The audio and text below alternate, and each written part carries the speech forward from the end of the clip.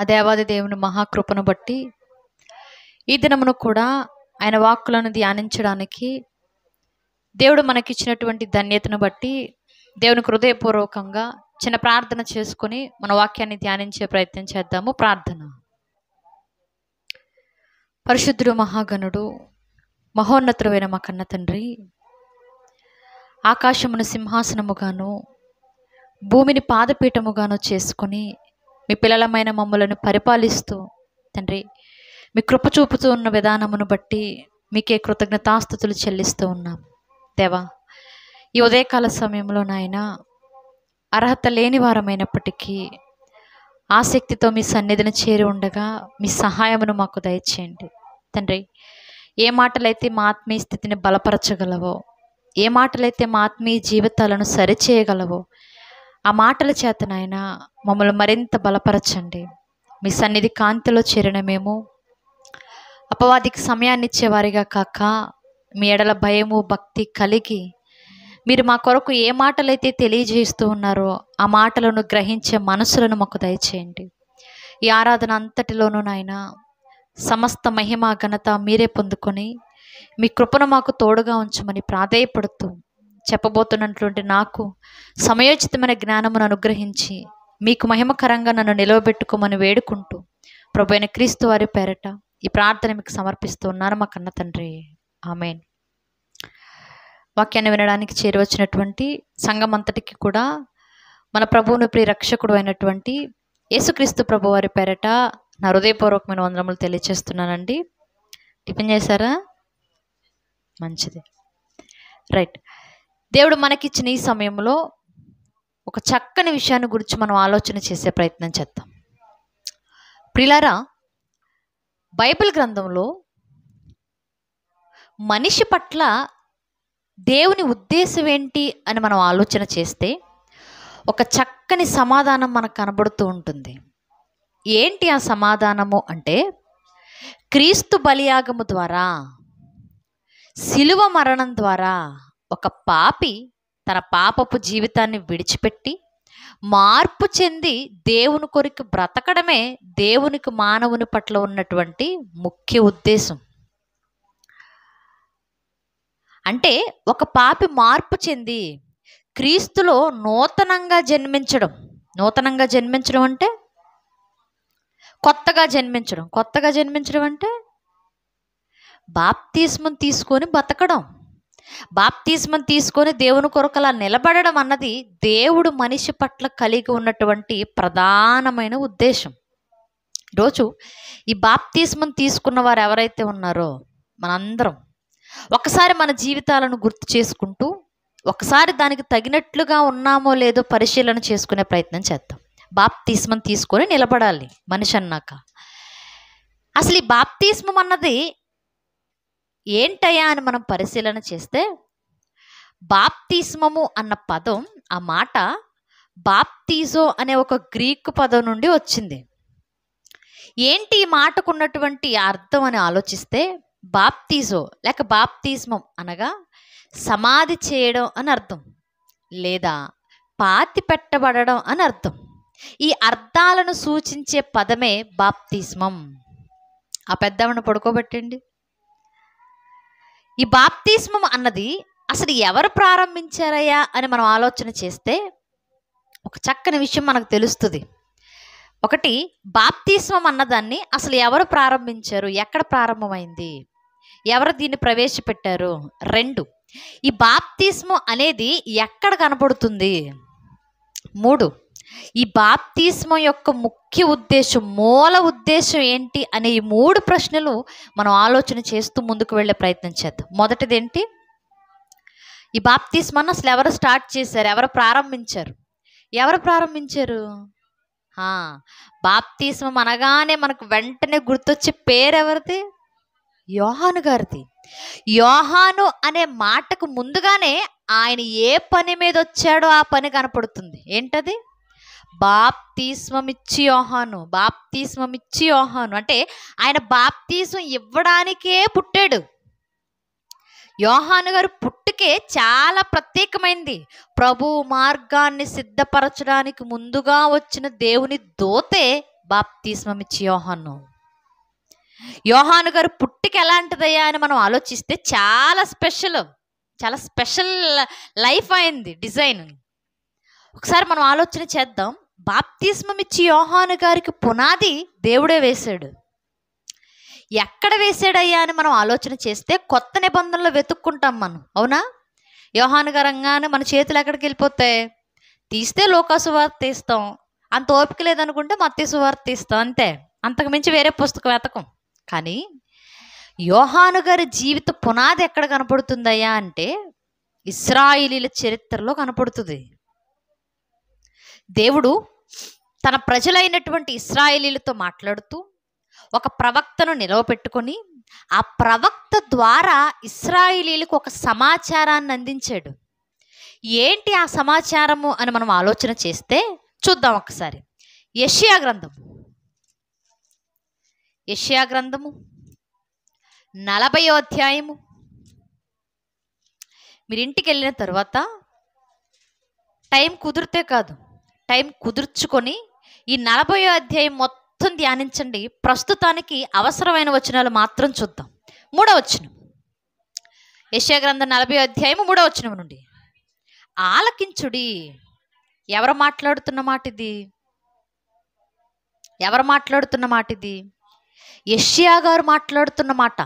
దేవుడు యెషయా గారికి చెప్పి యెషయా గారి ద్వారా రాయిస్తున్న మాటలు. ఏమని? ఆలకించుడి, వినండి. ఏమని? అడవిలో ఒకడు ప్రకటించుచున్నాడు. అడవిలో ఏం చేస్తున్నాడట ఒక వ్యక్తి?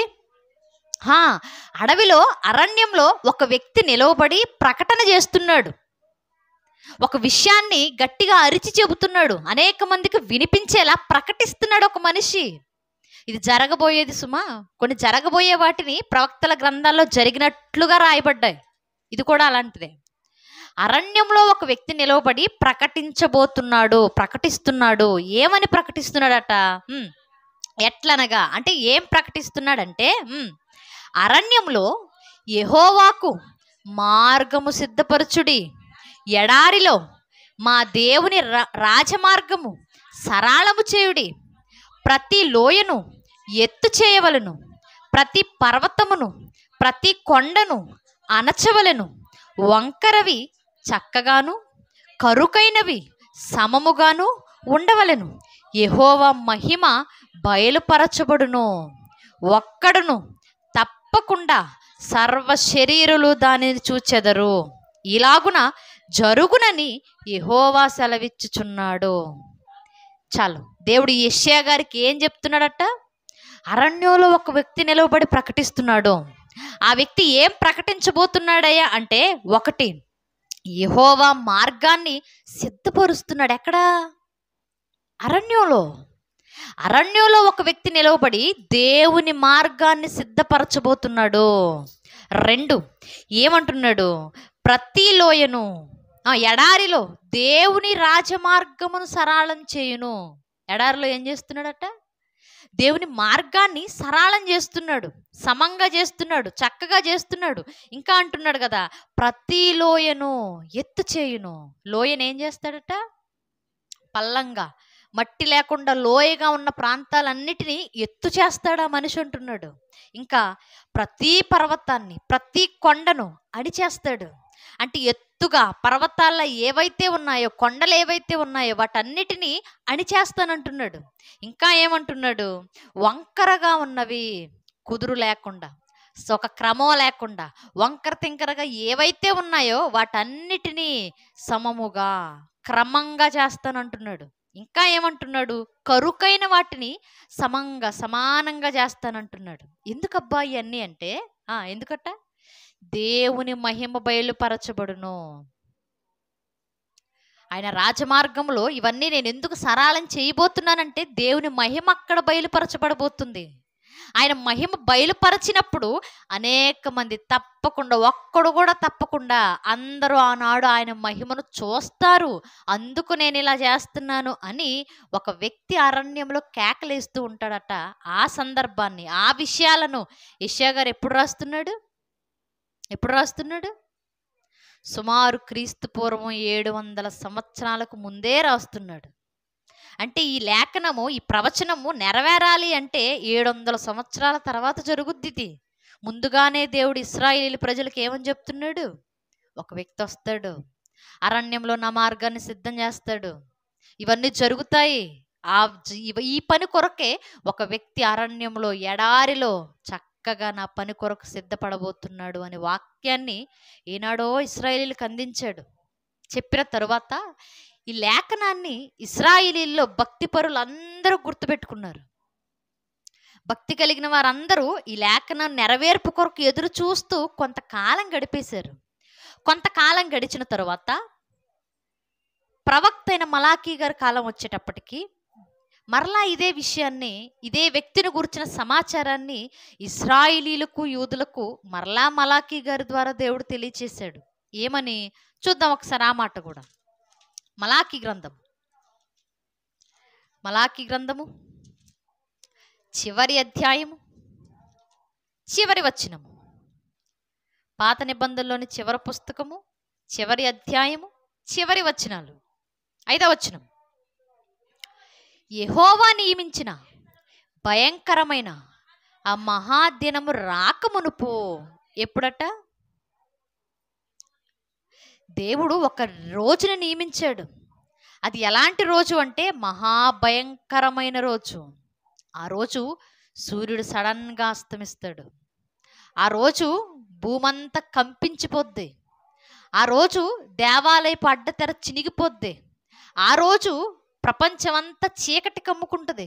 ఆ రోజు మనుషులందరూ గగ్గోలు పెట్టి ఏడ్చే రోజు ఒకటి ఉంది. ఆ రోజు రావడానికి ముందే ఒక వ్యక్తిని నేను పంపిస్తాను. ఆ భయంకరమైన మహాదినం రావడానికి ముందే ఒక వ్యక్తిని మీ దగ్గరకు పంపిస్తాను. ఎవరైనా రాకమునుపు నేను ప్రవక్తగు ఏలియాను మీ యొద్దకు పంపుదును. నేను వచ్చి దేశమును శపించుకుంటున్నట్లు అతడు తండ్రుల హృదయములను పిల్లల తట్టుకును, పిల్లల హృదయములను తండ్రుల తట్టుకును తిప్పును. ఈ రోజు రావడానికి ముందే, భయంకరమైన దినానికి ముందే ఒక వ్యక్తిని పంపిస్తా. అతడు ఎలాంటి వాడో తెలుసా? ఏలియా లాంటివాడు. ఏలియా అనగానే ఇశ్రాయేలీలకు కొత్త పేరేం కాదు అది. ఏలియా అనగానే ఇశ్రాయేలీల్లో చాలా మంది ధైర్యంగా నిలబడేటటువంటి మనిషి ఆయన. ఎందుకంటే ఒక డిబేట్లో నిలబడి అటువైపు 400 మంది నిలవబడితే ఇటువైపు నేను ఒక్కడనే అన్నట్టు నిలబడ్డాడు ఆయన. నా వెనకాల దేవుడు ఉన్నాడు, నాకు చాలు అన్నట్టు నిలబడ్డాడు ఆయన. నిలవబడి ఆ రోజు చేసినటువంటి గొప్ప కార్యం ఇశ్రాయేలీల్లో ఎవరు మర్చిపోరు. ఏలియా గారంటే హీరో ఇశ్రాయేలీలకి. ఇప్పుడు ఇశ్రాయేలీలతోనే మాట్లాడుతూ అంటున్నాడు కదా, ఇదిగో నేను ఏలియాని మీ దగ్గరికి పంపిస్తా. అదేంటయ్యా, చనిపోయిన ఏలియాని మరలా పంపిస్తావా? కాదు, ఏలియా లాంటి మనిషిని నేను పంపిస్తాను. అతడు ఏం చేస్తాడో తెలుసా? నేను వచ్చిన తర్వాత నేను దేశాన్ని శపించకుండా ఉండేలా ఆ వ్యక్తి ప్రార్థన చేస్తాడు. ఆ వ్యక్తి తండ్రుల హృదయాలను పిల్లల తట్టుకు తిప్పుతాడు, పిల్లల హృదయాలను తండ్రుల తట్టుకు తిప్పుతాడు. అంటే ఒక సమాధానాన్ని, ఒక సఖ్యతను ఏర్పాటు చేస్తాడు ఆ మనిషి. నా దగ్గర నుండి ఉగ్రత మనుషుల మీద కురవకుండా నా పనిని ఆయన జరిగిస్తూ ముందుకెళ్ళిపోతాడు, సమాధాన పరుస్తాడని ఇశ్రాయేలీలతో మరలా ఆ వ్యక్తిని గురించి మాట్లాడుతున్నాడు ఆయన. ఏ వ్యక్తి ఆ వ్యక్తి? బాప్తిస్మం ఇచ్చి యోహాను గురించి. రాబోయే ఏలియా, ఇందా మనం చూసిన యెషయా గ్రంథంలోని వచనాలు ఎవరిని కూర్చున్న వచనాలు? అవి యోహాను గారిని కూర్చున్న వచనాలే. ఈ వచనాలు చెప్పేసిన తర్వాత ఇశ్రాయేలీలతో మాట్లాడేది, నేను ఒక వ్యక్తిని పంపిస్తాను అని దేవుడికి సైలెంట్ అయిపోయాడు. మలాకీ గ్రంథం తరువాత వెంటనే మనకు మత్తయి సువార్త తీయాలి అంటే ఎంత టైం పట్టుద్ది? మలాకీ గ్రంథం అయిపోయిన తరువాత మత్తయి సువార్త తీయాలంటే ఎంత టైం పట్టుద్ది? ఇలా పేజీ తిప్పితే కనబడుతుందా? పేజీ తిప్పడానికి ఎంత టైం పట్టింది? 1 సెకండ్ పట్టింది అంతే. అవునా? అంటే మలాకీ గ్రంథం అయిపోయాక మత్తయి సువార్తలోకి రావడానికి మనకెంత టైం పట్టిందా అంటే 1 సెకను లేదా 2 సెకండ్లు. పేజీ తిప్పేంత టైం పట్టింది అంతే. కానీ ఈ మలాకీ గ్రంథానికి మత్తయి సువార్తకు మధ్య 400 సంవత్సరాల చరిత్ర నడిచింది. ఎన్ని? 400 సంవత్సరాలు. ఈ 400 సంవత్సరాలని బైబిల్ పండితులు ఏమని పిలిచేవాళ్ళు తెలుసా? అది ఒక చీకటి యుగం అని పిలిచేవాళ్ళు, చీకటి కాలం అని పిలిచేవాళ్ళు. ఎందుకు చీకటి కాలం అని పిలిచారు పండితులు అంటే, ఆ 400 సంవత్సరాలు దేవుడు సమాజంతో మాట్లాడడం మానేశాడు. దేవుడు సమాజం వైపు చూడటం మానేశాడు. దేవుడు సమాజాన్ని పట్టించుకోకుండా వదిలేశాడు అంటే 400 సంవత్సరాలు సమాజం ఎలా ఉంటుంది? వెలుగు రేఖలతో ప్రకాశవంతంగా ఉంటుందా? అంధకార సంబంధమైన ఆలోచనలతో నిండిపోయారు. దురాత్మల సమూహము మనుషులందరిలోనికి వచ్చేసింది. 400 ఏళ్లలో మనుషుల హృదయాలన్నీ చెడిపోయాయి. అందుకే దాని బైబిల్ పండితులు చీకటి కాలం అది అన్నారు. దేవుని వెలుగు రేఖలు లేని కాలం అది. ఇంకా మరి కొంతమంది బైబిల్ పండితులు ఏమన్నారు అంటే, ఆ 400 సంవత్సరాలనే నిశ్శబ్ద కాలం అని పిలిచారు. ఎందుకు నిశ్శబ్ద కాలం అని పిలిచారు? దేవుడు మౌనంగా ఉన్నాడు. ప్రజలతో ఏదైనా మాట్లాడాలి అంటే ఎవరో ఒక ప్రవక్తను నిలవబెట్టుకుని మాట్లాడేవాడు. కానీ ఆ 400 సంవత్సరాల్లో ఏ ప్రవక్త దేవుని తరపున నిలవబడాలా? ఏ ప్రవక్త మమ్మల్ని దేవుడు పంపించాడని భూమి మీదకి రాలా? ఏ ప్రవక్త నాకు దేవుడు ఈ పని అప్పగించాడని ముందుకు కొనసాగిన దాఖలాలు లేవు. ఎందుకంటే దేవుడు మనిషిని పంపి మాట్లాడడం మానేశాడు. అందుకే ఆ కాలాన్ని నిశ్శబ్ద కాలం అని పిలిచారు బైబిల్ పండితులు. మరికొంతమంది ఏమని మాట్లాడారంటే మౌన యుగం. దేవుడు మౌనంగా ఉన్నాడు. ఏం జరుగుతున్నా 400 ఏళ్లలో ఎన్నో జరిగాయి. కొత్త కొత్త ఆచారాలు వెలుగులోనికి వచ్చాయి. కొత్త కొత్త యుద్ధాలు జరిగాయి. కొత్త కొత్త ఆనవాయితీలు జరిగాయి. కొత్త కొత్త పద్ధతులు వచ్చాయి. కొత్త కొత్త దేవుళ్ళు వచ్చారు. మనుషులందరూ ఎవరికి నచ్చినట్లుగా బతికేస్తున్నారు. అయినప్పటికీ దేవుడు మౌనంగానే ఉన్నాడు. ఏది జరుగుతున్నా దేవుడు మౌనంగానే ఉన్నాడు. కాబట్టి ఇది మౌన యుగం అన్నారు బైబిల్ పండితులు. 400 ఏళ్ళు సమాజం ఆల్మోస్ట్ మొత్తం చెడిపోయింది. ఈ 400 సంవత్సరాల్లో కొత్త కొత్త రాజ్యాలు వచ్చాయి.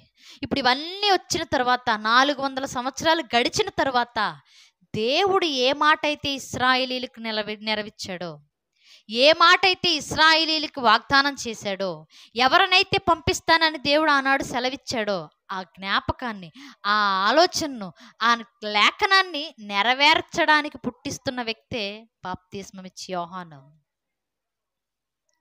వెంటనే పుట్టించవచ్చు కదా, ఎందుకు 400 ఏళ్ళు ఆగాడు దేవుడు అంటే దానికంటూ ఒక క్రమం ఉంది. ఆయన రావడానికి, ఆ పని ప్రారంభించడానికి ఒక సమయం ఉంది. ఆ సమయం కోసం ఎదురు చూస్తూ వచ్చాడు. చూస్తూ చూస్తూ వచ్చిన తర్వాత ఇప్పుడు కొత్త నిబంధనలో మొట్టమొదటిగా ఒక ప్రవక్తగా నిలబడే మనిషి ఎవరయ్యా అంటే యోహాను గారే. కొత్త నిబంధనలో మొట్టమొదటి ప్రవక్త ఎవరంటే యోహాను గారే. ఆయన జీవితంలో మీరు చూడండి, దేవుడు చెప్పిన ప్రతి మాట నెరవేరుతూనే వచ్చింది. ఒకసారి ఆయన జీవిత ప్రారంభాన్ని చూసే ప్రయత్నం చూద్దాం ఒకసారి. లూకా సువార్త, లూకా గారు రాసిన సువార్త 1వ అధ్యాయము 5వ వచనం. 1వ అధ్యాయం 5వ వచనం. యోదియా దేశపు రాజైన హేరోదు దినములలో అబియా తరగతిలోనున్న జకర్యా అను ఒక యాజకుడుండెను. అతని భార్య అహరోను కుమార్తెలలో ఒకటి. ఆమె పేరు ఎలిజబెత్. చాలు. ఇప్పుడు క్రమం కనబడుతుంది మనకి. ఏ క్రమం ఇది? ఒక క్రమం కనబడుతుంది. ఏ క్రమం ఇది? కష్టం ఎలా అయితే యాజక ధర్మం జరిగించే క్రమం కనపడుతుంది మనకి. యాజకత్వం బాగా తెలుసు. పాత నిబంధనలో యాజకత్వం అనేది దేవుడు ప్రవేశపెట్టాడు. ఈ యాజకత్వం చేయడానికి ఎవరిని ఎన్నుకున్నారయ్యా అంటే చెప్పాలి, లేవి గోత్రికులను ఎన్నుకున్నాడు. లేవి గోత్రికులలో కూడా ఒక కుటుంబాన్ని ప్రత్యేకించి తన పని కొరకు నిలవబెట్టాడు. ఎవరిదా కుటుంబం? అహరోను కుటుంబం. ఇప్పుడు యాజక ధర్మం చేయాల్సింది ఎవరయ్యా అంటే మందిరం లోపలికి వెళ్ళి ధూపం వేసి ఆ యాజకత్వం జరిగించే పని ఎవరిది అంటే అహరోను కుటుంబీకులది. ఇంకెవ్వరూ వేయకూడదు. నేను రాజుని, నేను చేస్తానంటే సౌల్లా అయిపోతాం. నేను చేసేస్తాను అన్నీ అంటే కుదరదు. అది కేవలం అహరోను సంతతి వారే చేయాలి. ఇప్పుడు అహరోను సంతతి వారు, ఆ కుటుంబానికి చెందిన వారు మాత్రమే ఈ యాజక ధర్మాన్ని జరిగించుకుంటూ వచ్చారు. అలా వస్తూ వస్తూ ఉన్న క్రమంగా దావీదు గారి కాలం వచ్చేటప్పటికి దావీదు గారు ఒక టైం టేబుల్ ఏర్పాటు చేశాడు యాజకులందరికీ. ఏంటి ఆ టైం టేబుల్ అంటే, ఇదిగో ఈ తరగతికి చెందినవారు, కుటుంబం అనగానే చాలామంది పిల్లలు ఉంటారా, ఆ పిల్లలకి పెళ్ళైపోయి వాళ్ళ ఫ్యామిలీలు సెటిల్ అయిపోయేటప్పటికి ఈ పేర్లు మారుతాయి, ఇంటి పేర్లు మారుతాయి, కుటుంబాలు వస్తాయా? ఆ కుటుంబాల్లో ఒక్కొక్కరికి ఒక్కొక్క క్రమాన్ని ఏర్పాటు చేశాడు దావీదు గారు మందిరం కట్టాక. అంటే మందిరం లోపలికి వెళ్ళి ఎవరు ఏ క్రమం చొప్పున ఎన్ని రోజులు పని చేయాలి, ఎన్ని రోజులు యాజకత్వం జరిగించాలి, ఆ మనిషి తర్వాత ఇంకో మనిషి వెళ్ళి ఎన్ని రోజులు ఉండాలి, అలా ఒక క్రమం, ఒక టైం టేబుల్ ఏర్పాటు చేశాడు. టైం టేబుల్ ఏర్పాటు చేసిన తర్వాత ఆ క్రమాన్ని పాటిస్తూనే వచ్చారు యాజకులందరూ ఇశ్రాయేలీయులలో. అలా పాటిస్తూ పాటిస్తూ ఈ లూకా సువార్త యోహాను గారు పుట్టేటటువంటి కాలానికి ఎవరు యాజకుడుగా ఉన్నాడు? జక్కరియా గారు ఉన్నారు. ఇప్పుడు జక్కరియా గారు ఆ టైంలో ఇప్పుడు 15 రోజులు యాజకత్వం చేయాలనుకోండి, ఈ 15 రోజులు ఇప్పుడు ఎవరికి వచ్చిందంటే జక్కరియా గారికి వచ్చింది. ఇప్పుడు జక్కరియా గారు అబియా తరగతిలో చెందినవాడు, పైగా అహరోను కుటుంబానికి చెందినవాడు. ఇంకా విచిత్రం ఏంటంటే ఎలిజబెత్ అమ్మ కూడా జక్కరియా గారు అహరోను గారు కుమార్తె, అంటే అహరోను సంతానంలోనే వచ్చిందే. అంటే ఇటు జక్కరియా గారు, అటు ఎలిజబెత్ గారు, ఇరువురు కూడా లేవి గోత్రానికి చెందిన యాజకత్వం చేసే అహరోను కుటుంబానికి చెందిన వాళ్ళే ఈ జక్కరియా ఎలిజబెత్తులో. ఒక్క భాషలో చెప్పాలంటే పాస్టర్ గారి ఫ్యామిలీ వాళ్ళు. ఇప్పుడు పాస్టర్ గారి ఫ్యామిలీ వీళ్ళది. కాలం గడుస్తూ ఉన్న కొలది పెళ్ళి ఎప్పుడైందో మనకు తెలియదు, ఏ వయసులో వివాహం అయిందో మనకు తెలియదు, కానీ వృద్ధాప్యానికి వచ్చే వరకు కూడా జక్కరియా ఎలిజబెత్తులకు పిల్లలు లేరు. అదేనా మనకు చివరి 7వ వచనంలో కనిపించే మాట, ఎలిజబెత్ గొడ్రాలైనందున వారికి పిల్లలు లేకపోయిరి, మరియు వారిరువురు బహుకాలము గడిచిన వృద్ధులు. ఏ కాలం అట? బహుకాలం. అంటే వృద్ధాప్యానికి వచ్చారు, చాలా సంవత్సరాలు అయిపోయిన పిల్లలు లేరు. ఇప్పుడు పిల్లలు లేరు అంటే నిజంగా ఎంత బాధ ఉంటుంది వాళ్ళకి, ఆలోచించండి. ఇప్పుడు పాస్టర్ గారు వాళ్ళు ఎవరైనా వచ్చి, అయ్యా మాకు ఇంకా పిల్లలు పుట్టలేదు, మా కొరకు ప్రార్థన చేయండి అని అడిగారు అనుకోండి, వెంటనే వీళ్ళ మనసులో వచ్చే ఆలోచన ఏంటి? దేవుడు మాకు కూడా ఇంకా పిల్లల్ని ఇవ్వలేదు, మాకే పిల్లల్ని ఇవ్వలేదు, ఏంటి పరిస్థితి అని ఆలోచన వస్తుంది. పైగా వాళ్ళకి ఆలోచన వచ్చినా రాకపోయినా సమాజానికి ఒక ఆలోచన వస్తుంది. ఏంటో తెలుసా? ఏంటి వాళ్ళని అడుగుతున్నారా ప్రార్థన చేయమని, దేవుడు వాళ్ళకే పిల్లల్ని ఇవ్వలేదు, వాళ్ళకే గర్భఫలం లేదు, వాళ్ళకే వాళ్ళ గర్భం పండలేదు, దేవుడు వాళ్ళకే ఇవ్వనప్పుడు మీరు వాళ్ళ దగ్గరికి వెళ్ళి వాళ్ళని అయ్యా మా కొరకు పిల్లల కొరకు ప్రార్థన చేయండి అని మీరు ఎలా అడుగుతారు? అక్కర్లేదులే అలాంటి వాళ్ళ దగ్గరికి అనుండరా? సమాజంలో చాలామంది అనుంటారు. ఎందుకంటే అనడం ఒక్కడే వచ్చు సమాజానికి, మాట అనడం ఎంతసేపు అనేస్తా కూర్చుంటారు. కానీ దేవుడు ఒకరి జీవితంలో ఆలస్యం చేస్తున్నాడంటే, మనం కరెక్ట్గా ఉన్న మన జీవితంలో కొన్ని ఆలస్యం అవుతున్నాయి అంటే అవి అద్భుతాలు జరుగుతాయి, మర్చిపోకండి. ఎందుకంటే మనం అడిగే దానికంటే గొప్పది దేవుడు సిద్ధపరిచాడు అనుకోండి, అది పొందుకునే స్థితికి మనం వచ్చేంత వరకు దేవుడు ఆలస్యం చేస్తూనే ఉంటాడు. జక్కరియా ఎలిజబెత్ జీవితంలో అదే చేశాడు. పిల్లలు లేరు పిల్లలు లేరు పిల్లలు లేరు అనుకుంటూనే బహుశా ప్రార్థనలు చేస్తూ గడిపేశారు వాళ్ళు. రాత్రి అయిపోగానే భార్యను తెచ్చుకొని, అమ్మ మన పిల్లల కొరకు ప్రార్థన చేద్దాం, మన పిల్లల కొరకు ప్రార్థన చేయాల్సిన బాధ్యత మనకుంది, దేవుడు మనకిస్తాడనే నమ్మకంతో ప్రార్థన చేస్తూ వచ్చారు. ప్రార్థన చేస్తూ చేస్తూ ఉండగానే ఒక పక్క నైట్ ప్రార్థన చేసుకుంటున్నాడు, ఉదయం రాగానే యాజక ధర్మాన్ని జరిగిస్తున్నాడు, దేవుడు ఆయనకి అప్పగించిన పనిని జరిగిస్తున్నాడు, ఇటువైపు పిల్లల కొరకు ప్రార్థన చేస్తూ ఉన్నాడు జక్కరియా. ఇలా ప్రార్థన చేస్తూ ఉండగానే ఏం జరిగిందో చూద్దాం ఒకసారి. 13వ వచనం. అప్పుడు ఆ దూత అతనితో, జక్కరియా భయపడకము, నీ ప్రార్థన వినబడినది. ఏం వినబడినది?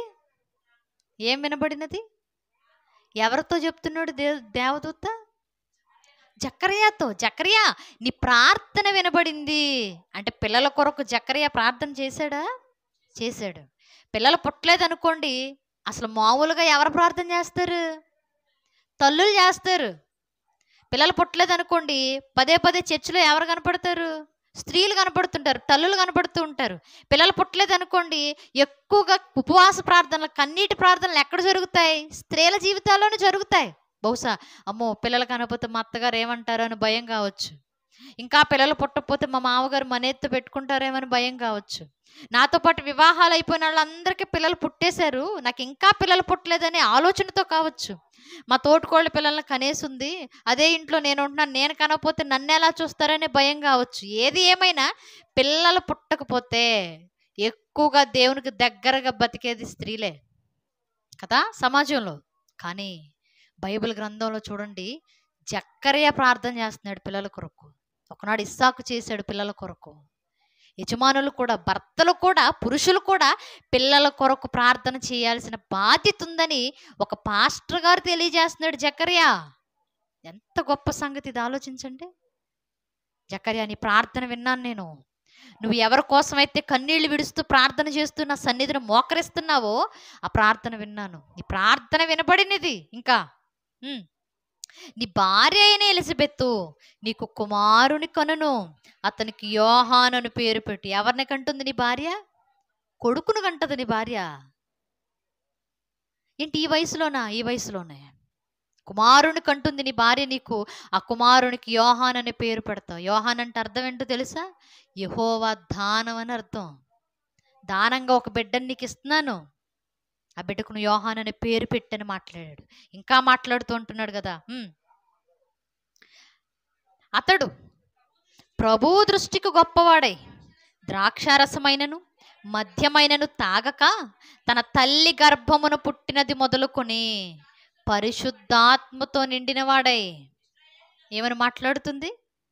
నేను నీకు బిడ్డనేస్తాను, ఆ బిడ్డ ఎలాంటి వాడో తెలుసా? ప్రభువు దృష్టికి గొప్పవాడు.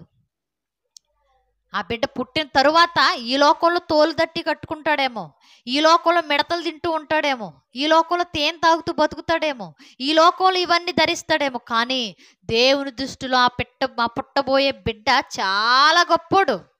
ద్రాక్షరసాన్ని తాగడు, మద్యాన్ని తాగడు. అందీ కాకుండా ఇంకోటి ఏంటట, నీ తల్లి గర్భమును పడినది మొదలుకొని పరిశుద్ధాత్మతో నిండిన వాడే. యోహాను గారు ఎలాంటి వాడు? జక్కరియతో మాట్లాడుతూ దూత అంటుంది, ఇదిగో జక్కరియా, నీ భార్య గర్భవతి అయిన తరువాత ఎప్పుడైతే నీ కుమారుడు ఆయన గర్భంలో పడుతుందో, ఎలిజబెత్ అమ్మ గర్భంలో పడుతుందో, ఓపెన్గా చెప్పాలి అంటే శుక్రకణంగా నీలో నుండి బయలుదేరి ఎప్పుడైతే నీ భార్య అండాన్ని చేరుకుంటుందో, అండం ఫలదీకరణం చెంది ఎప్పుడైతే పెండం నీ భార్య గర్భంలో పడుతుందో, అప్పటి నుండి ఆ బిడ్డ పరిశుద్ధాత్మతో నిండుకొని ఎదుగుతాడు.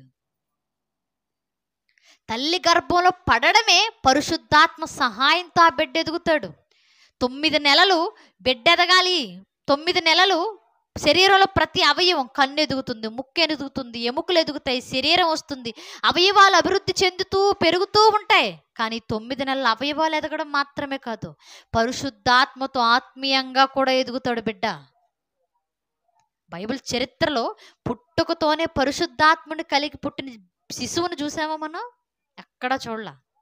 ఈ లోకంలో ఎర్రగా పుట్టిన వాళ్ళని చూసాం, నల్లగా, బాగా నల్లగా పుట్టిన వాళ్ళని చూసాం, పుట్టుకతోనే ఎక్కువగా జుట్టుతో పుట్టిన పిల్లల్ని చూసాం, పుట్టుకతోనే ఎక్కువ బరువు ఉన్న పిల్లల్ని చూసాం, పుట్టుకతోనే అవయవాలు వెరైటీగా ఉన్న పిల్లల్ని చూసాం.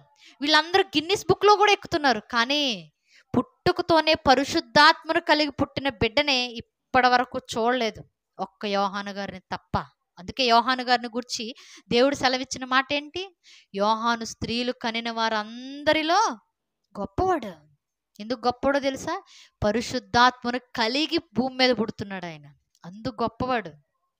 ఆలస్యం అయిపోయిందని జక్కరియా ఆలోచనలో పడి ఉంటాడు. కానీ అద్భుతాన్ని చూసేటప్పటికి నోరు పడిపోయింది ఆయనకి. అంతే, అద్భుతం జరిగిపోయింది. ఆ అద్భుతమే యోహాను. పుట్టుకతోనే పరిశుద్ధాత్మను కలిగి భూమి మీద జన్మించాడు. ఇంకా అంటున్నాడు కదా, 17వ వచనం, అతడు తండ్రుల హృదయాలను పిల్లల తట్టుకును, అవిధేయులను నీతిమంతుల జ్ఞానమును అనుసరించుటకు త్రిప్పి, ప్రభువు కొరకు ఆయత్తపడి ఉన్న ప్రజలను సిద్ధపరచుటకై ఏలియా యొక్క ఆత్మయు శక్తియు కలవాడే ఆయనకు ముందుగా వెళ్ళును గనుక నీకు సంతోషమును మహా ఆనందమును కలుగును. ఏమంటున్నాడు? ఆ బిడ్డ ఎలాంటి వాడు తెలుసా? పరిశుద్ధాత్మ సహాయంతో పుట్టడం మాత్రమే కాదు, ఏలియా లాంటి ఆత్మ కలిగి, ఏలియా లాంటి శక్తి కలిగి తండ్రుల హృదయాలను పిల్లల తట్టుకు తిప్పుతాడు, పిల్లల హృదయాలను తండ్రుల తట్టుకు తిప్పుతాడు. ఏలియాంటి స్వభావంతో ఒక ప్రవక్తగా నీ బిడ్డ భూమి మీద పడబోతున్నాడని జక్కరియాతో చెప్తుంది దేవదూత. ఈ వచనం ఎక్కడ చూసాం మనం? ఇందాక మలాకి గ్రంథంలో చూసాం. ఏలియా లాంటి వ్యక్తిని పంపిస్తాను అని. ఆ ఏలియాయే జకర్యా గారు కడుపును పుడుతున్నాడు అంటే జకర్యా గారికి ఎంత సంతోషంగా ఉంటుందో ఆలోచించండి. ఎందుకంటే జకర్యా గారికి ఆ ప్రవచనం తెలుసు. ఎందుకంటే ఆయన యాజకుడు. యాజకుడికి ధర్మశాస్త్రం తెలియకుండా ఉంటుందా? తెలుస్తుంది. ఏలియా పుట్టబోతున్నాడు అనగానే నమ్మలేకపోయాడు. ఇది ఎలా జరుగుతుంది? అనుమానంతో పడ్డాడు కాబట్టి మాట్లాడకుండా అయిపోయాడు మనిషి. అంటే బాప్తిస్మం ఇచ్చి యోహాను గారి జీవితంలో ఎందుకంత ఆలస్యం జరిగిందంటే ఒక పని ఉంది. దాని కొరకు ఎదురు చూస్తూ ఉన్నాడు. ఇప్పుడు 9 నెలలు అయిపోయింది. ఈ 9 నెలలు అయిపోయిన తరువాత బాప్తిస్మం ఇచ్చి యోహాను గారు తల్లి గర్భాన్ని దాటుకొని భూమి మీదకి వచ్చేసాడు ఆయన. ఇప్పుడు భూమి మీదకి వచ్చిన తర్వాత బాప్తిస్మం ఇచ్చి యోహాను గారు బాల్య జీవితం ఎలా ఉందో మనకు రాయబడలే. బాప్తిస్మం ఇచ్చి యోహాను గారు బాల్య జీవితం మనకు ఎక్కడ కనిపించదు. ఆయన ఏ టైంలో పుట్టిన తర్వాత ఏ సంవత్సరంలో ఎలా ఉన్నాడు, ఎలా బ్రతికాడు, ఏం తిన్నాడు, ఇవన్నీ మనకు కనిపించవు. సడన్గా ఎక్కడ కనపడతాడు అంటే యోహాను గారికి 30 సంవత్సరాలు వచ్చినప్పుడు కనపడతాడు. అవునా? యేసుప్రభు వారు బాప్తీసం తీసుకునేటప్పుడు ఆయన వయసు ఎంత? 30 సంవత్సరాలు. యోహాను గారు యేసుప్రభు వారి కంటే ఎన్ని నెలల పెద్దవాడు అంటే యోహాను గారి వయసు ఎంత? 30 సంవత్సరాలు. ఇప్పుడు 30 సంవత్సరాల వయసులో అరణ్యంలో కనపడతాడు సడన్గా. 30 సంవత్సరాలు ఎందుకయ్యా అంటే పాత నిబంధన ధర్మశాస్త్రం ప్రకారంగా 30 సంవత్సరాలు వచ్చాయంటే ఆ మనిషి మెచ్యూరిటీ సంపాదించుకున్నాడని అర్థం. 30 సంవత్సరాల వయసు వచ్చింది అంటే పరిపక్వత చెందాడని అర్థం. 30 అనే సంఖ్య ధర్మశాస్త్రానికి బాగా దగ్గరగా ఉన్న సంఖ్య. ఎందుకంటే ధర్మశాస్త్ర ప్రకారంగా 30 ఏళ్ల వరకు తల్లిదండ్రులు లోబడాలి. 30 సంవత్సరాలు వచ్చినప్పుడే ఆ మనిషి సొంతగా తన కాళ్ళ మీద తను నిలవబడి ఆలోచన చేయాలి. ఇప్పుడు గవర్నమెంట్ ఉంది, 21 సంవత్సరానికి పిల్లలకి పెళ్లి చేయొచ్చండి, వాళ్ళు పెద్దోళ్ళు అయిపోయారని సర్టిఫికేట్ ఇస్తుందా? ఇస్తుందా? ఇస్తుందా? అలాగే ఇజ్రాయేలీల చరిత్రలో కూడా ఈ మనిషికి 30 సంవత్సరాలు వచ్చాయంటే వీడు పరిపక్వత చెందినవాడు, వీడు పెద్దోడు, అన్ని ఆలోచించగలడు, అన్ని నిర్ణయించుకోగలడు, అన్ని డీల్ చేయగలడు అనే ఒక నమ్మకం ఆ ధర్మశాస్త్ర ప్రకారంగా వాళ్ళకు ఉండేది. దావీదు గారు రాజు అయినప్పుడు ఆయన వయసు ఎంత చెప్పాలి? జీకే బిట్ అనమాట. దావీదు గారు రాజు అయినప్పుడు వయసు ఎంత? ఆయన వయసు 30 సంవత్సరాలు అఫీషియల్గా. సొలొమోను గారు రాజు అయినప్పుడు ఆయన వయసు ఎంత? ఈ 30 గురించి మాట్లాడుకుంటున్నాం కాబట్టి మీరు ఎవరి పేరు చెప్పినా 30 అంటారనమాట. తెలివి కల్లోళ్ళు మీరు. దావీదు గారు రాజు అయినప్పుడు ఆయన వయసు 30. ఎందుకంటే అప్పుడే మెచ్యూరిటీ సంపాదించుకున్న వయసు అది. సొలొమోను గారు రాజు అయినప్పుడు ఆయన వయసు 30 అఫీషియల్గా. అంటే 30 ఏళ్ళు అనగానే ధర్మశాస్త్రానికి లోబడి ఒక మెచ్యూరిటీ, ఒక పరిపక్వతను సంపాదించుకున్నటువంటి వయసు అది. ఇప్పుడు 30 ఏళ్ళు రాగానే పని మొదలు పెట్టేశాడు యోహాను. ఎందుకు? వచ్చిందే ఆ పని కోసం. దేవుడు అంత ప్రత్యేకించి పెంచిందే ఆ పని కోసం. ఇప్పుడు 30 సంవత్సరాలు రాగానే దేవుడు నాకంటూ ఒక పని నియమించాడు, నన్ను ఒక పని మీద పంపించాడు. నేను ఆ పని కొరకు ఇక సిద్ధపాటు కలిగి ఉండాలి అని నిలబడ్డాడు అరణ్యంలో. ఏం చేస్తున్నాడో చూద్దాం. 30 ఏళ్ల వయసులో మత్తయి సువార్త, మత్తయి గారు రాసిన సువార్త 3వ అధ్యాయము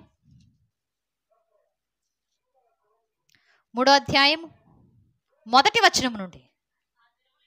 ఆ దినముల యందు బాప్తిస్మమిచ్చి యోహాను వచ్చి పరలోక రాజ్యము సమీపించి ఉన్నది, మారు మనస్సు పొందుడని యోదయ అరణ్యములో ప్రకటించుచుండెను. ఏం చేస్తున్నాడు? యోదయ అరణ్యంలో నిలవబడి ప్రకటన చేస్తున్నాడు. ప్రకటన ఏమని ప్రకటన చేస్తున్నాడట?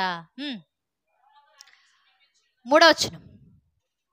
ప్రభు మార్గము సిద్ధపరచుడి, ఆయన త్రోవలను సరాళము చేయుడని అరణ్యములో కేకలు వేయనొకని శబ్దము అని ప్రవక్త అయిన యెషయా ద్వారా చెప్పబడిన వాడితడే. ఎక్కడ చెప్పాడు? మనం 40వ అధ్యాయంలో చూసాం. ఇదిగో ఒకడు నిలవబడబోతున్నాడు, అరణ్యంలో ప్రకటించబోతున్నాడు, దేవుని మార్గాన్ని సిద్ధపరచబోతున్నాడు. ఇంకా ఏమని చదువుకున్నాం? ఇదిగో అతడు లోతుగా ఉన్న ప్రాంతాలను ఎత్తు చేయబోతున్నాడు, పర్వతంలో కొండల్లా ఉన్న ప్రాంతాలను అణిచివేయబోతున్నాడు, వంకరగా ఉన్న వాటన్నిటిని సరిచేయబోతున్నాడు. కరుకుగా ఉన్న వాటిని సమానం చేయబోతున్నాడు. ఎందుకంటే దేవుని మహిమ అక్కడ బయలుపరచబడాలి కాబట్టి దేవుని మార్గాన్ని సిద్ధపరచబోతున్న వ్యక్తి వస్తున్నాడని మాట్లాడాడు. వచ్చేసాడు ఆయన. ఏం చేస్తున్నాడు? యోహాను నిలవబడి ఏమంటున్నాడట? దేవుని మార్గాన్ని సరళం చేస్తూ అరణ్యంలో కేకలేస్తూ ఉన్నాడు ఆయన. ఇందాక చదివిన వచనాలను చూడండి, యోహాను గారి జీవితంలో నెరవేరిపోతూ ఉంటాయి. యోహాను అరుస్తూ కేకలేస్తూ ప్రకటన చేస్తూ లోయగా ఉన్న వాటిని ఎత్తు చేయబోతున్నాడని ప్రకటించాడు యెషయా. ఏంటి లోయగా ఉన్న వాటిని ఎత్తు చేయడం అంటే?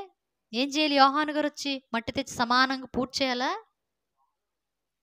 ఎవరైతే దేవునికి దూరంగా లోయల్లో బతుకుతూ చీకట్లో బతుకుతూ ఉన్నారో అలాంటి వారిని అందరినీ దేవునికి దగ్గర చేయడానికి నిలబడుతున్నాడు యోహాను. పర్వతాల్లా ఉన్నవారిని, కొండల్లా ఉన్నవారిని గర్వంతో కాళ్ళు రగరేసుకుంటూ పరిసయ్యులు, సద్దూకయ్యులు వీళ్ళందరూ యేసుప్రభు వారి కాలంలో వందన వచనాలు కోరుకుంటూ సమాజంలో గొప్ప వాళ్ళ గనుల్లా చలామణి అయిపోయేవాళ్ళు. వాళ్ళని పర్వతాలు, కొండలు అని పోలుస్తున్నాడు యెషయా భక్తుడు. అలాంటి గర్వంతో ఎవరైతే ఉన్నారో వాళ్ళందరినీ అణిచేయడానికి వస్తున్నాడు యోహాను గారు. ఇంకా ఏమన్నాడు? వంకరగా ఉన్నవి సరిచేయడానికి. వంకర బతుకులు బతికే వాళ్ళు ఎంతమంది ఉన్నారో ఆ 400 సంవత్సరాల గ్యాప్లోనే ఇష్టం వచ్చినట్లుగా విచ్చలవిడితనంతో బతికేసే బతుకులు తయారైపోయాయి. సొదొమ గొమొర్రాలో ఉన్నటువంటి మనుషులు ఎలా అయితే ఉన్నారో సొదొమ గొమొర్రా ప్రాంతాల కంటే దారుణంగా బతుకులు వంకరైపోయాయి. అలాంటి వంకర బ్రతుకులన్నీ దేవుని దగ్గర క్రమంగా చక్కగా చేయడానికి వస్తున్నాడు యోహాను గారు. కరుకైన జీవితాలు కొంతమంది ఉంటారు, కరుగ్గా. అలాంటి వారిని కూడా సమానంగా, మృదువుగా, సమంగా చేయడానికి వస్తున్న భక్తుడే యోహాను. ఆయన జీవితంలో ఈ 4 పనులు చేసేసాడు. చూడండి, కింద కనపడుతుంటుంది మనకి 6వ వచనం నుండి. తమ పాపములు ఒప్పుకొనుచు యోర్దాను నదిలో అతని చేత బాప్తిస్మము పొందుచుండిరి. ఎవరు వస్తున్నారట యోర్దాను నది దగ్గరకు? బాప్తిస్మం పొందడానికి ఎవరెవరు వస్తున్నారు? పై వచనాల్లో మనకు కనబడు 5వ వచనం నుంచి. ఆ సమయమున యెరూషలేము వారును యోదయ వారందరును యోర్దాను నదీ తీర ప్రాంతముల వారందరూ అతని యొద్దకు వచ్చి, ఈయనేమో సమాజంతో కలవకుండా అరణ్యంలో ఎక్కడో ఉండి ప్రకటన చేస్తుంటే ఆ ప్రకటన విని యోదయాలో ఉన్న మనుషులు, సమరయాలో ఉన్న మనుషులు, సమరయ అంటే ఇజ్రాయేలీలకు రాజధాని, యోదయ అంటే యూదులకు రాజధాని, వాళ్ళందరూ నదీ తీర ప్రాంతాల్లో ఉన్న వాళ్ళందరూ కూడా వస్తున్నారు లైన్ కట్టుకొని. ఎందుకు వస్తున్నారు? మార్పు చెంది వస్తున్నారు.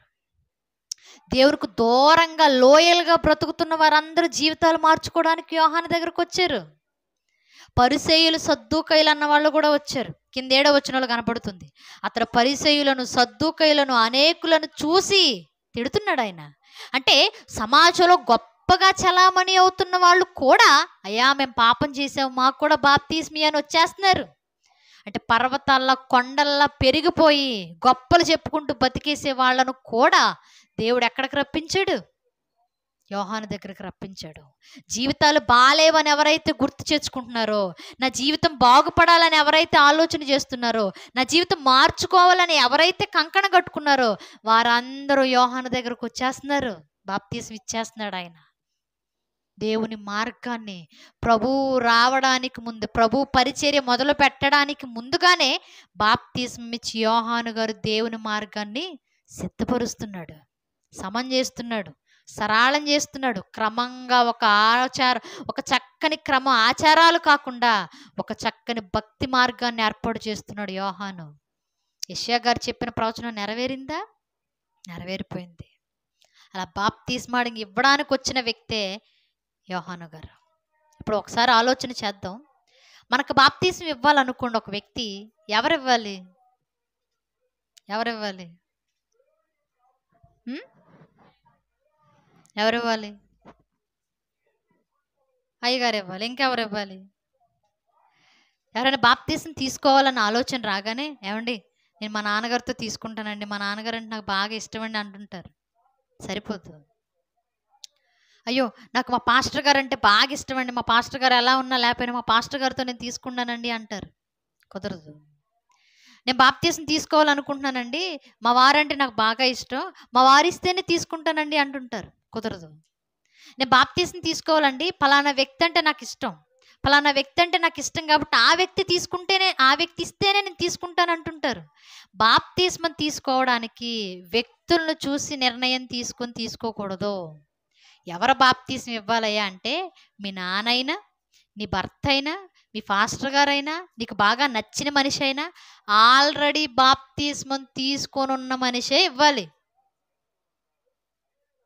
ఆల్రెడీ బాప్తీస్మం తీసుకొని దేవునికి దగ్గరగా బతుకుతున్న వాళ్ళే ఇవ్వాలి.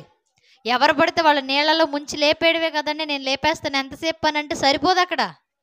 బాప్తీస్మం తీసుకున్న భక్తులు ఇవ్వాలి.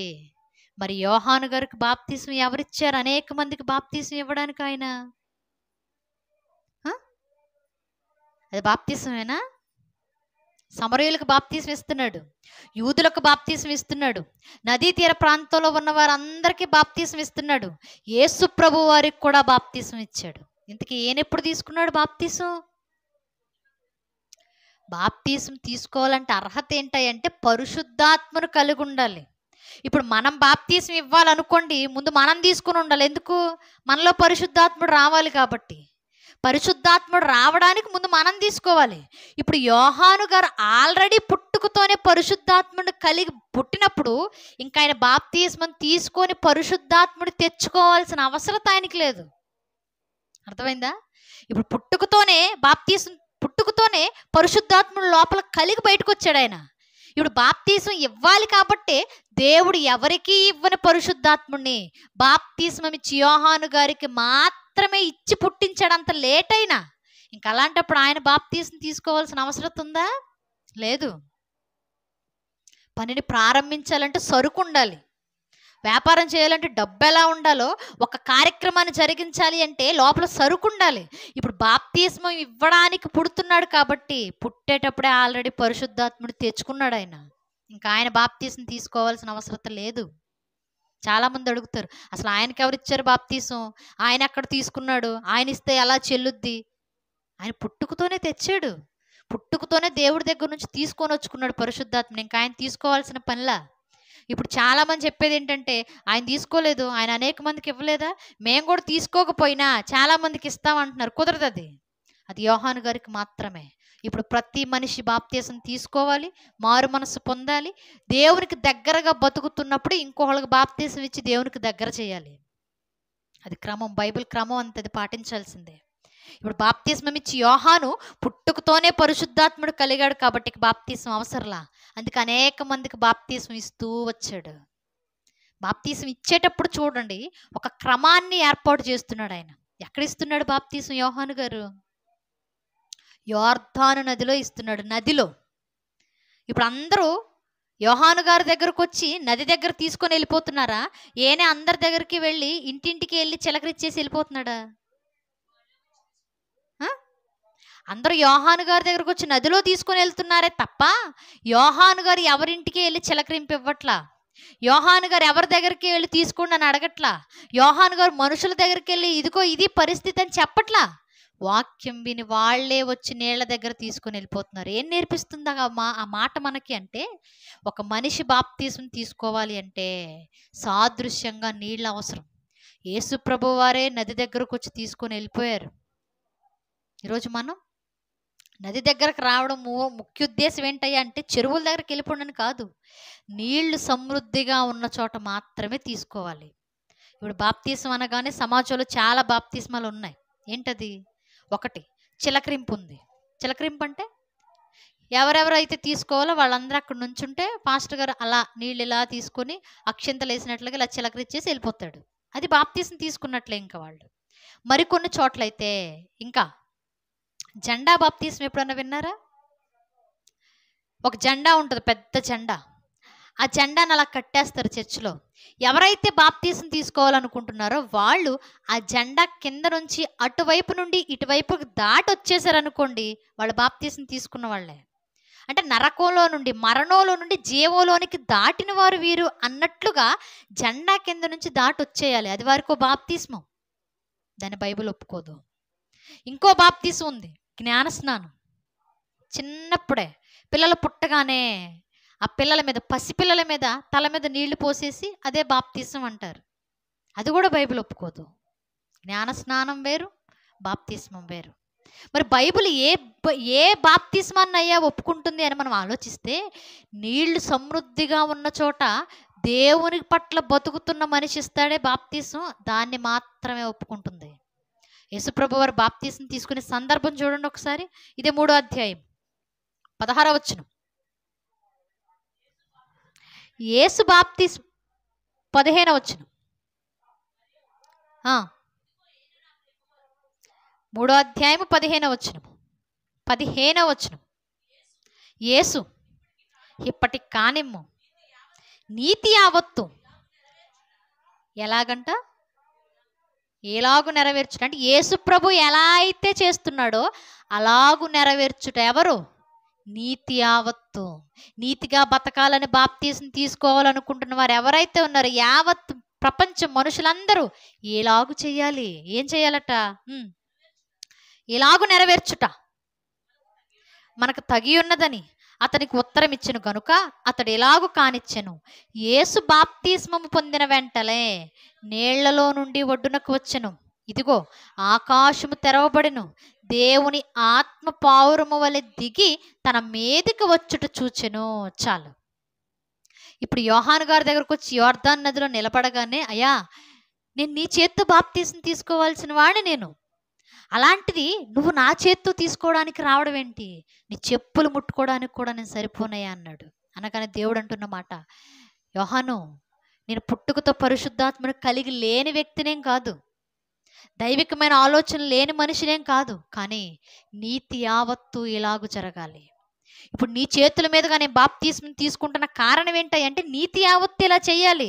మన వెనకాల బాప్తీసం తీసుకోవాలనుకుంటున్న వారందరూ ఈ క్రమాన్ని పాటించాలి.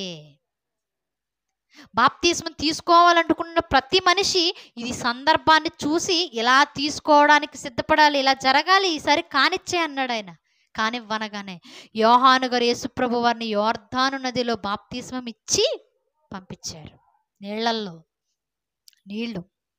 నీళ్ళు అన్నది చిలకరించి పంపించేలా, అయ్యా నువ్వెక్కడ తడుస్తావయ్యా ప్రభు, నేనే ఏదేదో చేసేస్తానులని నీళ్లలో చేయి ముంచేసేసి ప్రభు వారి మీద చిలకరించి పంపించాల ప్రభువుని. నీళ్లలో మునిగారు, నీళ్లలో తీసుకున్నారు. ఇంకా విచిత్రం ఏంటంటే, అపోస్తలులు మొదలైపోయిన తర్వాత 12 మంది అపోస్తలులు ప్రారంభమైన తర్వాత నపుంసకుల దగ్గరికి ఫిలిప్ అనే ఒక భక్తుడు వెళ్ళాడు. ఫిలిప్ గారు వెళ్ళే పరిస్థితిని కూడా ఒకసారి మనం ఆలోచన చేద్దాం, చూద్దాం. చివరిగా అపోస్తలుల కార్యములు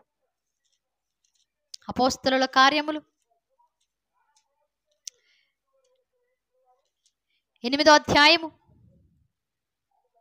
26వ వచనం నుండి.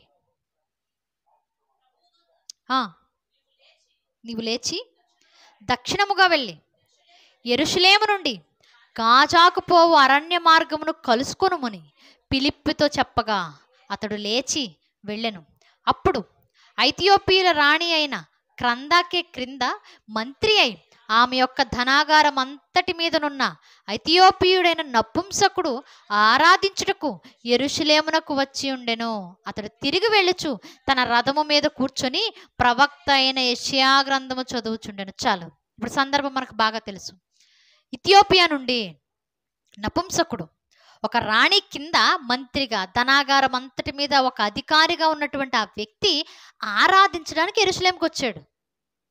యెరూషలేముకి వచ్చి ఆరాధన అయిపోయిన తర్వాత తిరిగి వెళ్తున్నాడు. తిరిగి వెళుతూ రథం మీద కూర్చొని ఏం చదువుతున్నాడు? ఆయన యెషయా గ్రంథాన్ని చదువుతున్నాడు.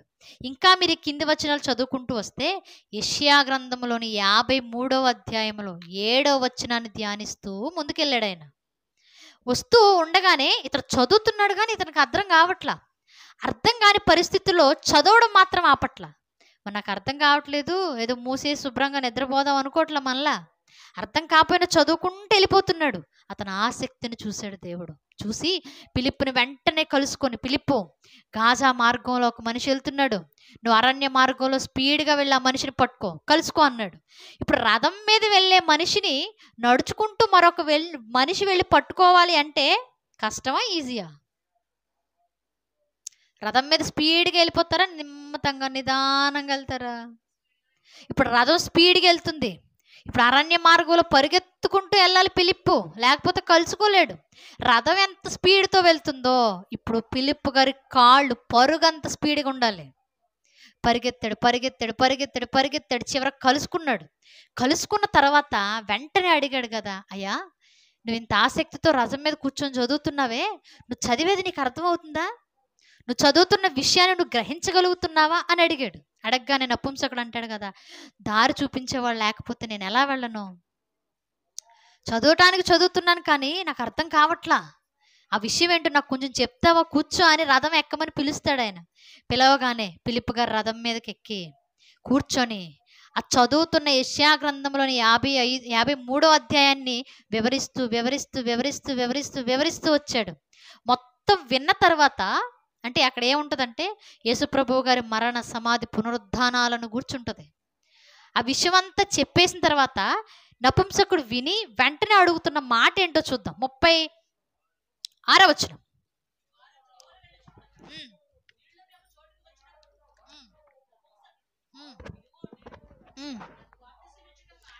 వారు త్రోవలో వెళుతుండగా, అంటే జర్నీ కొనసాగుతూనే ఉంది, ప్రయాణం చేస్తూనే ఉన్నారు.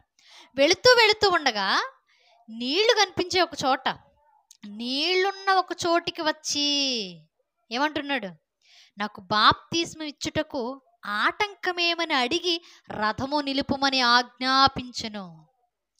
ఈ విషయాలన్నీ విన్న తర్వాత నీళ్లు కనిపించగానే వెంటనే పిలిప్పుకు వచ్చిన వెంటనే నపుంసకుడికి వచ్చిన ఆలోచన ఏంటో తెలుసా? అయ్యా పిలిప్పు, ఇవిగో నీళ్లు, నాకు ఇక్కడ బాప్తిస్మం ఇచ్చేయడానికి నీకేమైనా ఆటంకమా, నీకేమైనా అభ్యంతరమా, నీకేమైనా ప్రాబ్లం ఉందా అని అడుగుతున్నాడు. అడిగి వెంటనే రథాన్ని ఆపమని రథం నడుపుతున్న వ్యక్తికి ఆజ్ఞాపించాడు. ఒకసారి ఆలోచించండి, ఇథియోపియా నుండి యెరూషలేముకు వచ్చాడు అంటే ఎన్ని రోజులు పట్టుద్ది? మళ్ళా ఒక గంట అరగంట ప్రయాణం ఉండదు, కొన్ని వందల కిలోమీటర్లు. అన్ని వందల కిలోమీటర్లు ఆయన ప్రయాణం చేసి వచ్చేటప్పుడు ఒక్క వాటర్ బాటిల్ తెచ్చుకోడా ఒక అధికారి? కొన్ని బాటిల్స్ అప్పుడు లేవు కదండి, అందం.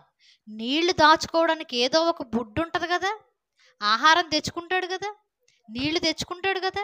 మరి అవన్నీ తెచ్చుకొని ఉన్నప్పుడు పక్కనే నీళ్లు రథంలోనే ఆయన దగ్గరే ఉన్నప్పుడు, ఇగో పిలిప్పు, ఇగో బాటిల్ ఇదిగో ఇక్కడే ఉంది, బుడ్డి ఇక్కడే ఉంది, ఆ నీళ్ళు ఏదో నా మీద చిలకరించేసి ఒక 4 చుక్కలు సరిపోద్ది, మళ్ళీ ఇప్పుడు నేను బాప్తీసం తీసుకోవాలంటే నీళ్ళల్లో ఎక్కడ దిగను, తడిచిపోయానంటే మళ్ళీ తడి బట్టల మీద నేను వెళ్ళాలి, ఇంత ప్రయాణం చేయాలి, నేను కుదరదులే, నీళ్ళు చిలకరించి అన్నాడా?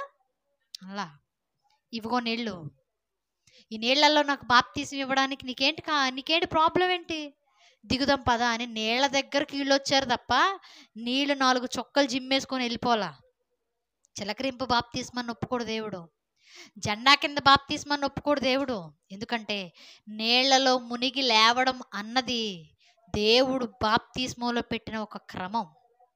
నీళ్ళు అనగానే నది దగ్గరికి వెళ్ళక్కర్లా, మనం మునగడానికి ఎంత నీరైతే కావాలో, మనం మునగడానికి నీళ్ళు ఎంతైతే సమృద్ధిగా అవసరమో అన్ని నీళ్ళు ఉన్న చోట మనం తీసుకోవాల్సిందే. ఇప్పుడు మనం అన్నాం, మన చేతికి మట్టి అంటింది అనుకోండి, ఆ మట్టిని కడుక్కోవడానికి ఒక్క చొక్క సరిపోద్దా? సరిపోదు. ఎక్కడో ఉన్నాం, పడిపోయాం, బురదలో పడిపోయాం, బురదంతా అంటుకుంది. ఇప్పుడు బురదంతా కడుక్కోవాలనుకోండి, ఓ మగ్గు సరిపోద్దా? మగ్గు కూడా సరిపోదు, ఓ బకెట్ కావాలి. మన దేహానికి అంటిన మట్టిని కడుక్కోవడానికే మనకు బకెట్లు కావాల్సి వస్తున్నప్పుడు, మన పాపపు జీవితాన్ని కడుక్కోవాలంటే యేసుప్రభు రక్తం కావాలి. ఆ రక్తానికి సాదృశ్యంగా యేసుప్రభు ఒక్క రక్తపు చుక్క చాలు, కానీ ఆ రక్తపు చుక్కకు సాదృశ్యంగానే విస్తారమైన నీటిలోని పాపాన్ని కడుక్కోవాలి అని ప్రభువు చూపిస్తున్నాడు మనకి, భక్తులు చూపిస్తున్నారు మనకి. కానీ మనం ఏంటంటే ఎక్కడున్నా మన కంఫర్ట్ జోన్ ఎత్తుక్కుంటాం. బట్టలు తడవకూడదు, బట్టలు నలవకూడదు. నీ మనసును చూసి తీసుకునేటప్పుడు బట్టలు తడిస్తే ఏంటి, తడవపోతే ఏంటి? ఏ క్రమం అయితే బాప్తిస్మం కార్యక్రమంలో దేవుడు పెట్టాడో ఆ క్రమాన్ని ఫాలో అవ్వాలి. కానీ ఈరోజు చూడండి, బాప్తిస్మ అనగానే ఎన్నో ఆచారాలు, ఎన్నో విధానాలు, ఎన్నో పద్ధతులు. కానీ బాప్తిస్మాన్ని ప్రవేశపెట్టిన యోహాను గారు సైతం నదిలో బాప్తిస్మ ఇచ్చాడు. ప్రభువారు సైతం నదిలో మునిగి బాప్తిస్మం తీసుకున్నాడు. నపుంసకుడు సైతం పిలిప్పు గారి చేత నదిలో తీసుకున్నాడు. నీళ్లు విస్తారంగా ఉన్న చోట మాత్రమే బాప్తిస్మాలు జరిగాయి తప్ప చిలకరింపు బాప్తిస్మాలు ఎక్కడా జరగల. జెండా కింద బాప్తిస్మాలు ఎక్కడా లేవు. జ్ఞాన స్నానం అనేది బాప్తిస్మంగా దేవుడు ఎక్కడ చెల్లుబాటు అయ్యేలా చేయలేదు. చివరగా బాప్తిస్మం గురించి మాట్లాడుతూ అంటున్నాడు కదా, చూద్దాం ఒకసారి. రోమీయులకు రాసిన పత్రిక 6వ అధ్యాయము 4వ వచనం. 6వ అధ్యాయం 4వ వచనం. కాబట్టి తండ్రి మహిమ వలన క్రీస్తు మృతులలో నుండి ఎలాగు లేపబడినో అలాగే మనమును నూతన జీవము పొందిన వారమై నడుచుకొనున్నట్లు మనము బాప్తిస్మము వలన మరణములో పాలు పొందుటకై ఆయనతో కూడా పాతి పెట్టబడితిమి. ఆయన మరణం యొక్క సాదృశ్యమందు ఆయనతో ఐక్యము గలవారమైన మన ఎడల, ఆయన పునరుద్ధానం యొక్క సాదృశ్యమందు ఆయనతో ఐక్యత గలవారమైందు. ఏమంటున్నాడు? బాప్తిస్మలో కంఫర్ట్ జోన్ ఎత్తుక్కోవద్దిక. బాప్తిస్మం తీసుకునే క్రమంలో మన సేఫ్టీ ప్లేస్ చూసుకోవద్దిక. ప్రభు ఎలా అయితే బాప్తిస్మం తీసుకున్నాడో ఆ మాదిరి మనం తీసుకోవాలి. ప్రభు మరణంలో నుండి ఎలా అయితే జీవంలోనికి దాటిపోయాడో పునరుద్ధానంలో మనం కూడా ప్రభు వలె దేవుని యొద్దకు దాటిపోవాలి. అంటే బాప్తిస్మం అన్న దానిలో బైబిల్ చెప్పినట్లుగా మనం ఫాలో అవ్వాలి తప్ప మనకు నచ్చినట్లుగా, మనకు నచ్చిన వాళ్ళ చేత మనకు ఏది నచ్చితే అది చేసుకుంటూ వెళ్ళిపోవడానికి బాప్తిస్మం అనేది కుదరదు. ఎలా పడితే అలా తీసుకునేదే అయితే యోహాను గారు 400 సంవత్సరాల తర్వాత రావాల్సిన అవసరం లేదు. ఎలా పడితే అలా తీసుకునేదే అయితే యోహాను గారు పుట్టుకతోనే పరిశుద్ధాత్ముడు కలిగి భూమి మీదకి రావాల్సిన అవసరం లేదు. బాప్తిస్మం ఎలా పడితే అలా తీసుకునేది అయితే ప్రభువే నడుచుకుంటూ ఈ నది దగ్గరకు వెళ్ళి యోహాను చేత తీసుకోవాల్సిన అవసరం అంతకన్నా లేదు. బాప్తిస్మంలో ఒక క్రమాన్ని దేవుడు పెట్టాడు. ఆ క్రమానికి మనం ఖచ్చితంగా తలొంచేసేయాలి. ఇప్పుడు మొదటి ప్రశ్న ఏంటి మంది?